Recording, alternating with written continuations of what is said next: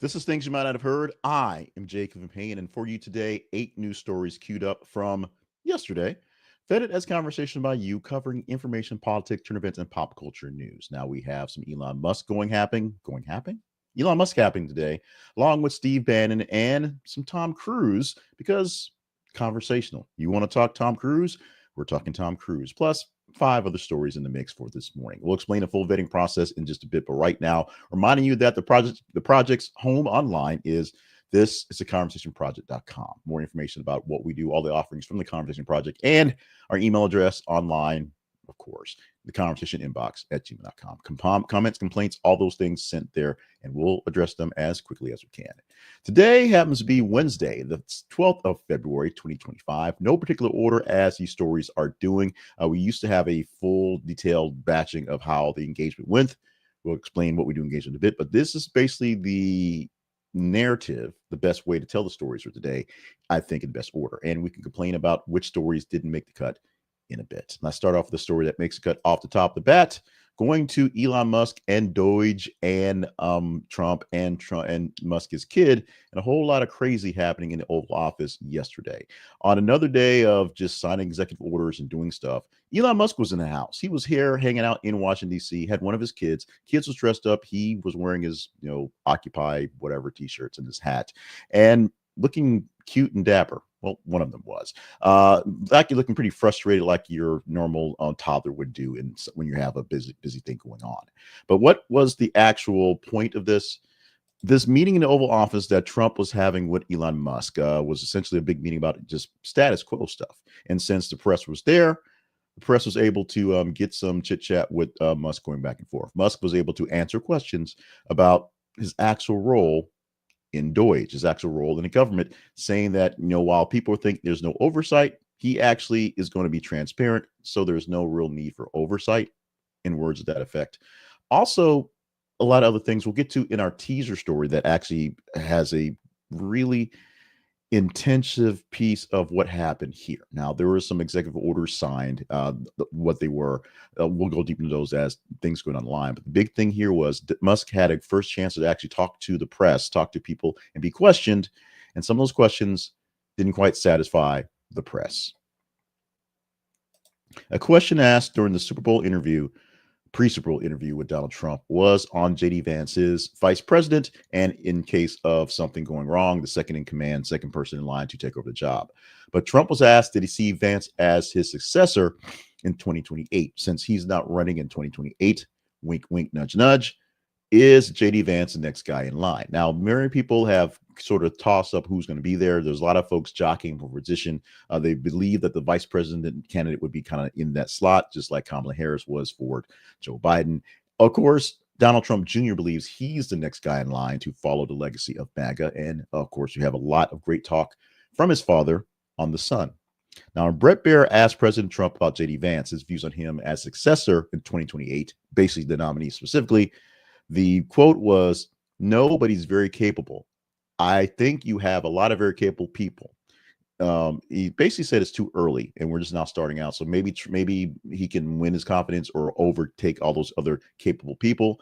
But right now, Trump is basically saying he didn't pick Vance because he's the next best thing coming. He picked him because, well, I'm not going to say why he picked him because I have my thoughts, but he picked him for reasons that wasn't essentially he was going to hand the torch over to him.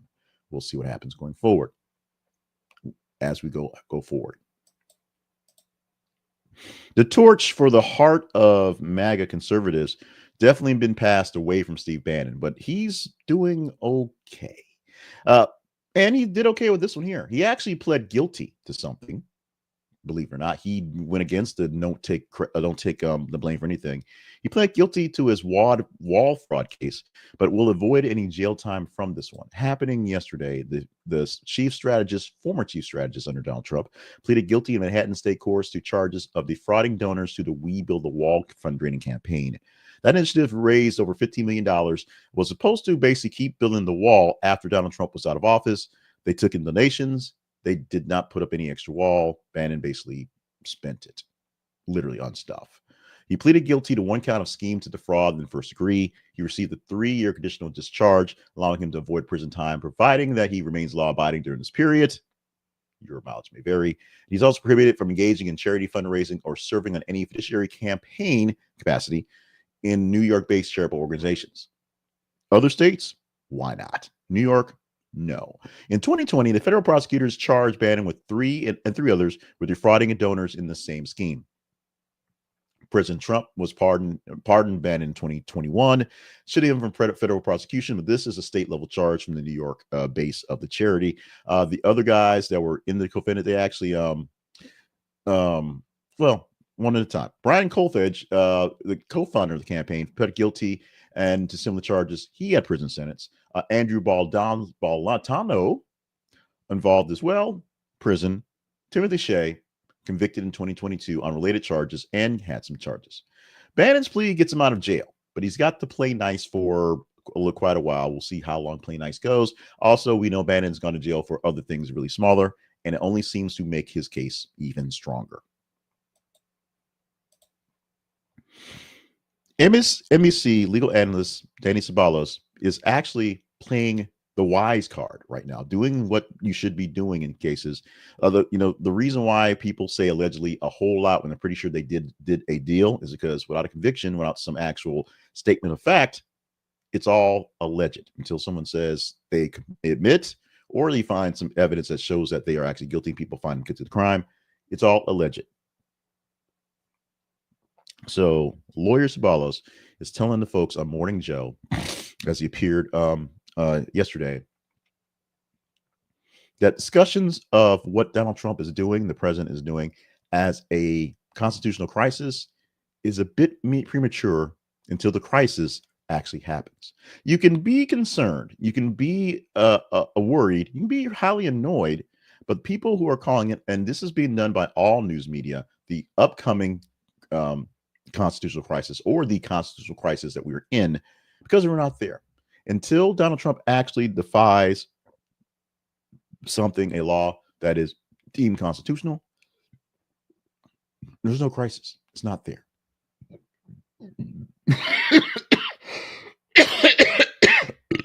Excuse me. And I wanted to use that one too.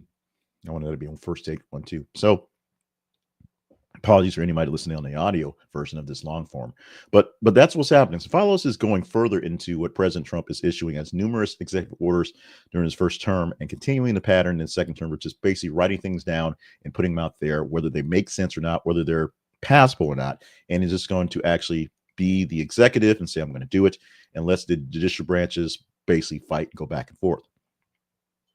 His goal is to do less fighting with the judicial branch. In fact, the people behind him, including J.D. Vance's vice president, are saying basically Trump's going to Trump. We're not into a constitutional crisis until Trump actually does something, actually pulls the trigger on doing something that is against the Constitution, that the courts actually agree is unconstitutional. So keep your powder dry. Be worried. Talk about the impending and the issues that may be seeing for those things. But you can't call it a constitutional crisis now. Existential crisis? Maybe. Constitutional? Not quite there yet. So I want to thank everybody for being with us, whether you're watching us live at 5:45 in the morning here on this Wednesday, or you're watching it in the future. Maybe it's on a 5:45 on a future Wednesday. We hope you're enjoying the live feed or the replay, what's going on. So we need more people like you to help us grow this thing here. We just hit 1,800 viewers on YouTube, 1,800 subscribers on YouTube. We're glad about that, but we need more. We need to grow. It's a bit of jealousy, but also a bit of need for exposure to keep things going. The like, share, subscribe section is here. We're asking you to like, hit the thumbs up button on the feed in YouTube, or the face emoji that you think you want to put it on there for Facebook, or the heart for X if you're watching it there. If you're watching it live, or you're watching on the replay someplace, whatever shows that you like it's there.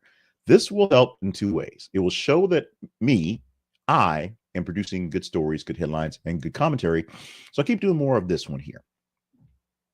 It'll also show the algorithm that I'm doing good stories, good commentary, and it will show it to more people out there in the world. If you know people who directly will be affected by this, who would love more of this, or maybe hate more of this and want to hate watch, share directly with them, and they can hopefully love or click the hate emojis of their own. And if you're not subscribed to this in your feeds, or you're not seeing the notification when we go live at 5:30 in the morning for things you might have heard, hit subscribe. The big thing when we prescribe is it's a metric, it's a number, it's a vanity, but it also tells us how well we're doing. Right now, as I said, 1,800 people as YouTube subscribers. We thank you for that. We're trying to basically double that by the end of the year. It's going to be a rough one, but hey, we're working towards that. We've got goals. You want to help us as goals? Like, share, and subscribe from what you're seeing out here.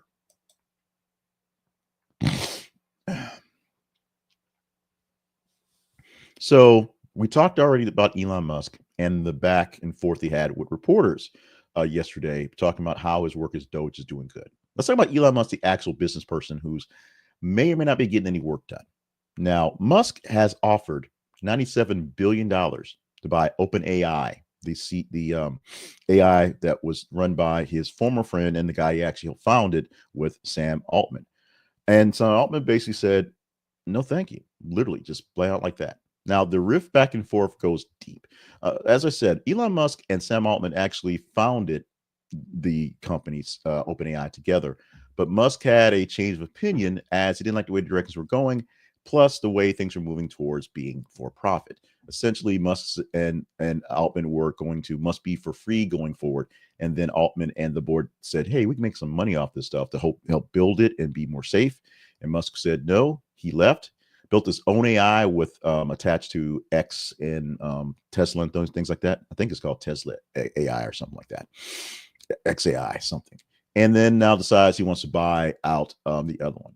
A lot of this stuff is essentially Musk acting out, or Musk, if you say acting up, because he's kind of, I will say these words, drunk with power at the moment. He has a lot of hand going right now, so he can do a lot of things. And it's really something he's doing just to show himself. When Sam Altman was a part of the group that was doing the press conference with Donald Trump, talking about the big budget build into AI for the states, Musk quickly said they don't have the money, they can't get it done, shooting it down his boss Trump and his former friend Altman.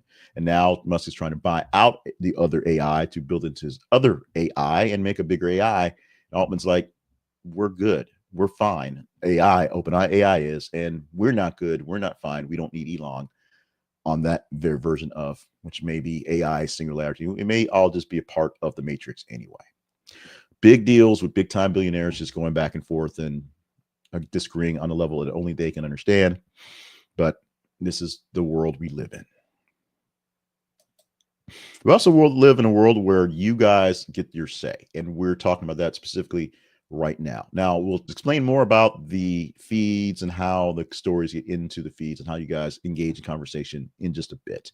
But a story I posted that I thought would get some response got way more response than I thought it would. And so we have to talk about it. It's not Elon Musk. It's not OpenAI. It's not wars or moving people out of Gaza, but it's Tom Cruise and his plastic surgery.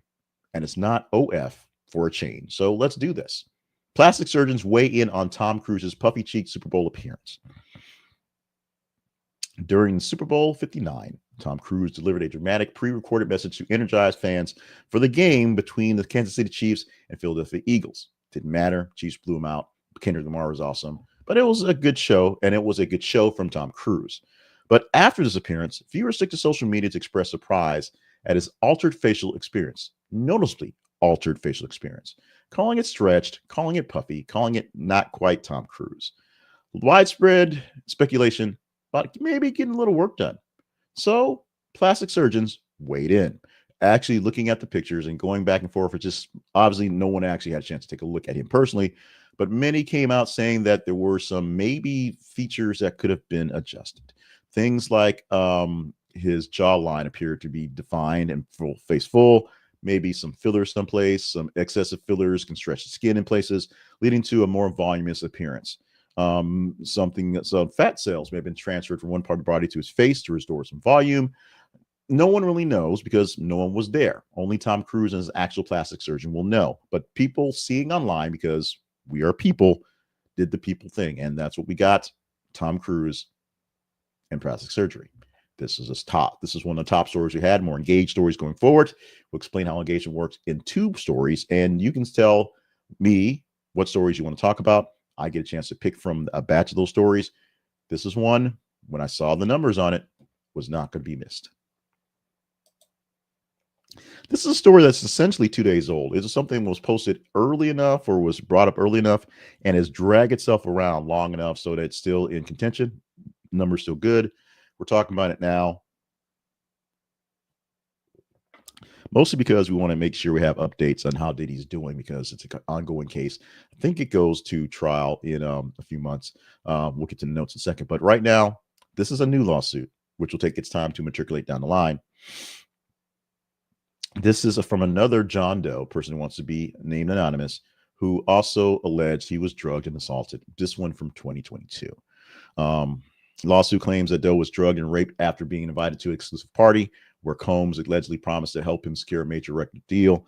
Doe states he was coerced into performing oral sex and raped while intoxicated with drugs, and he is seeking compensatory damages, physical emotional harms. Combs' attorney calls it ridiculous, adding to the other ridiculous claims out there, basically saying piling on is happening because Combs can't do anything about it. May 5th is when he starts his sex trafficking and racketeering charge trial. That's just one trial of the many that keep popping up. And of course, his name keeps popping up with many other folks that are also dealing with lawsuits and potential lawsuits and things like that. But Tony Busby, who is a attorney who's representing over 100 victims filing lawsuits against people like Combs, is basically throwing things out there and also facing his own misconduct allegations going back and forth. You may remember various popular lawyers who try to hold cases for famous people, and then they find out they go too far. We find out they get a bit too close to the sun, and they end up with things themselves. Think Stormy Daniels. This is what we have right here. So, with the start publicly of trials for Sean Combs on the 5th, we'll start to get closer to some sort of resolution, hopefully very soon. Finally, wow. There's a growing number of Democrats who want stronger opposition to Trump. This coming not just from the Democrats doing talking head stuff on the news, but from an actual poll of Democrats, of people who claim to be Democrats, not so much AOC and Schumer do just doing interviews.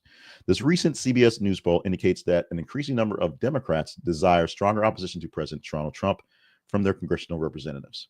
The sentiment reflects a growing expectation among Democratic voters for their elected officials to move in, do more, to actively challenge the president's policies and actions.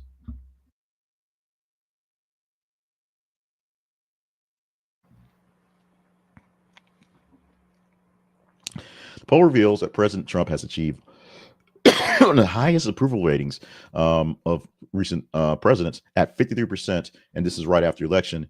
Noticeably, about 70% of respondents believe that Trump is fulfilling his campaign promises, good or bad. Despite the president's overall positive over ratings, 51% of them respondents think that Trump's policies will lead to increased food grocery prices. 73% say the U.S. tariffs will imported goods will make things more expensive.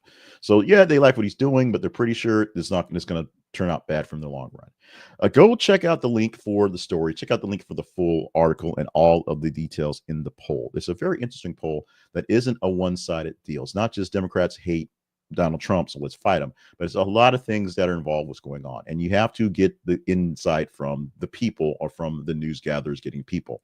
That being said, many people who are very pro-Trump, pro-MAGA, pro-Republican, pro-GOP are going to not like this poll just because CBS did it. And that's where you are basically wrong. You've got to read the data. You've got to read your enemies and your allies and see where they're coming from, what they think, and learn to understand them. You don't have to like what they're saying, but you got to understand what they're coming from, how they're getting it, and where these things are going. What you're seeing right now is not a lot of Democratic fight in Congress from their constituents. Their constituents are saying because there just isn't anything there. There's not much to fight, and so the people want the people they voted in that are Democrat to fight more. Can they? Will they? We shall see. But this is just one smattering, one snapshot of one group of people who say that they're Democratic people that they've actually put into office should be doing more to combat what this Republican they didn't put in office is doing right now. We have wrapped up the news articles for today. And now we're going to go to the feeds part, the teaser story part, the part where we tell you about how we get the stories picked for every day's things you might have heard, and for the weekend show, the weekly roundup. Now, the weekly roundup is basically an update of some stories you covered throughout the day, but the daily shows come from the previous day. We don't just pull stories that are, the top trending stories of the morning and throw them in there and roll with it. We take stories that were out there all day that you deemed were worthy of talking about, and you did it by engaging in stories you posted on our social media feeds.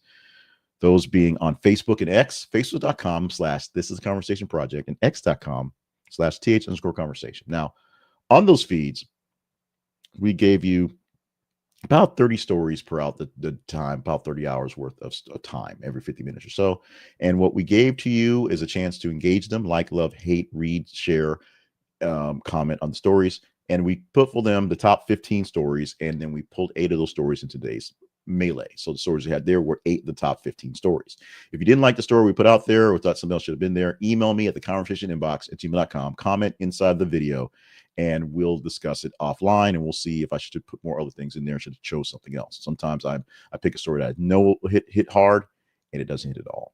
But today's headline that we're teasing has a lot to do with actually, I was wrong. I actually thought we were teasing a Doge story, and I forgot when I put it in there. I changed it up front.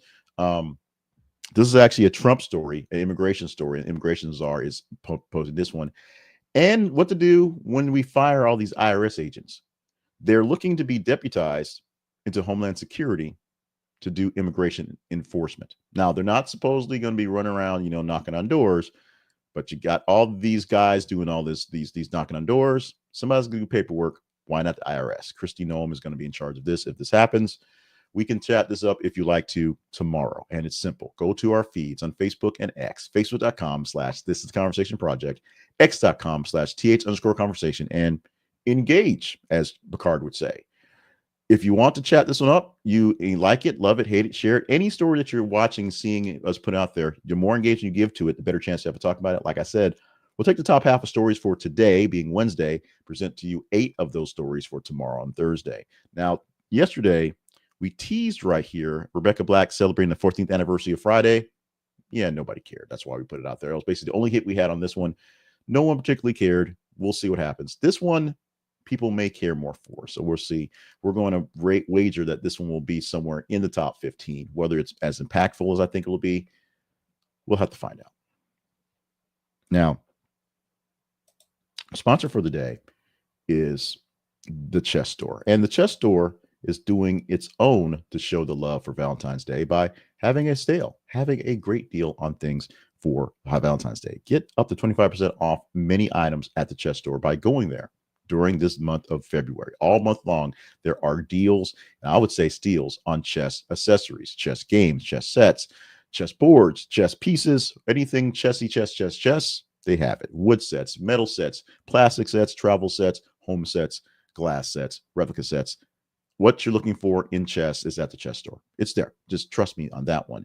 And since we're trusting me on this one, trust me, because I'm trusting you, to use our affiliate link. This is a conversationproject.com/the Chess Store. This is a conversationproject.com/the Chess Store. And what you'll get from there is the same great deal and the same 25% off for this month of February, with nothing less taking out of your hands and a little bit taken out of Chess Store's hands as a commission for bringing it into the store. So check them out for great chess deals this season, this month, an extra 20% off from the Chess Store to get great stuff.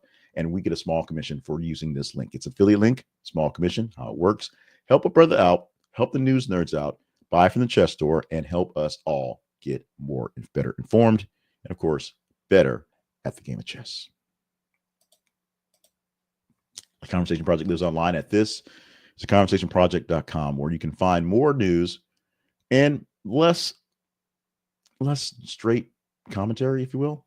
Now, this is all something that gets a little lost in the wash here. I am an actual journalist, so I have journalist background, but in this capacity here, I'm not out there hitting the streets, not out there asking questions, not doing much interviewing. I'm actually just aggregating things from various places. It is what it is, and taking stories that seem like they're conversational to you and putting them out there for you to tell me if they're good enough to talk about, which I do. And so that's what happens here. The Conversation Project lets your voice shape the news and the news that we're actually talking about. So there's stuff going on right now. Yes, they're talking about Musk in the Oval Office. They're talking a lot of Trump stuff going on right now. But we do our best to give you stories that are in the mix that are, one, important to know, two, interesting to know, three, get you learned on stuff. And we let you guys tell us which ones are both important, needy, and learny there.